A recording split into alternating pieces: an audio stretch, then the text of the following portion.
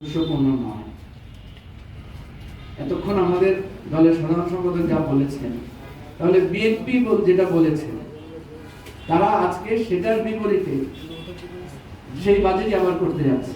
অসামঞ্জস্যপূর্ণ একটা বাজেট। আমি গত কয়েকদিন আগে রাজস্ব বোর্ডের চেয়ারম্যানের সাথে কথা বলেছিলাম বাজেট সম্পর্কে আলোচনায়।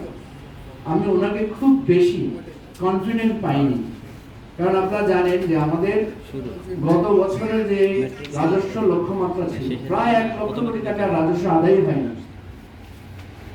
সেটার ভিত্তি করে আপনার যখন দোকানে লস হয়, আপনার যখন আয় কমে যায়, আপনি পরবর্তী সময়ে কি করেন? আয় বৃদ্ধির চেষ্টা করেন, অথবা সেটাকে এক ধরনের সামঞ্জস্যপূর্ণ করার চেষ্টা করেন, বা খরচ কমানোর চেষ্টা করে আপনি এক ধরনের চেকস এন্ড ব্যালেন্স করেন।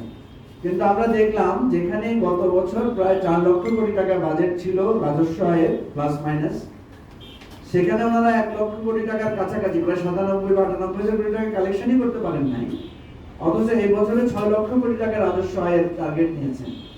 তার মানে আপনি শুরু থেকেই জানেন যে এটা আপনি আদায় করতে পারবেন না। তাহলে এই ধরনের বাজেট দিয়ে বাহবা পাওয়ার কি হতে পারে? তাহলে বিএনপির কাছে আমরা বলবো যে প্লিজ, গত বছর যে বক্তব্যটা আপনারা রেখেছিলেন, গত বছর আপনারা যে সুপারিশটা দিয়েছিলেন, আল্লাহর ওয়াস্তে আপনাদের কথা এবং কাজের মিল রেখে গত বছরের পরামর্শের আলোকে আপনারা এবার বাজেটটা করেন। কিন্তু আমরা দুর্ভাগ্যজনকভাবে দেখছি যে ওনাদের বিভিন্ন ক্ষেত্রে কথা এবং কাজের মিল নাই। কয়েকদিন 2 মাস আগে বলেছিলেন বিদ্যুতের দাম বাড়াবেন না, বিদ্যুতের দাম বাড়িয়েছেন।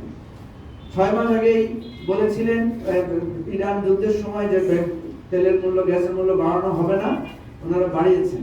এবং একটা কেলেঙ্কারির মধ্য দিয়ে একটা মানে এক ধরনের কেওয়াস তৈরি করে, কৃত্রিম সিন্ডিকেট তৈরি করে মানুষের উপর থেকে দামগুলো তুলে নিয়ে এখন দাম বাড়িয়েছেন। এখন কোথায় লাইন, এখন কোথায় কাড়াকাড়ি তেল নিয়ে? হঠাৎ করে কি আমাদের তেলের বা গ্যাসের চাহিদা কি কমে গেল না? এতে স্পষ্ট, এগুলো যদি তদন্ত করা হয় বেরোবে কি হয়েছিল আসলে, কারা সেই সিন্ডিকেট করেছিল, দাম বাড়িয়ে দাম বাড়ানোর ভয় ভীতি তৈরি করে এই যে মানে লাখ লাখ ব্যারেল তেল কোথায় গেল, এগুলো কেউ এখন তদন্ত করছে না। কোনো না কোনো সময় একসময় তদন্তে নিশ্চয়ই বেরিয়ে আসবে।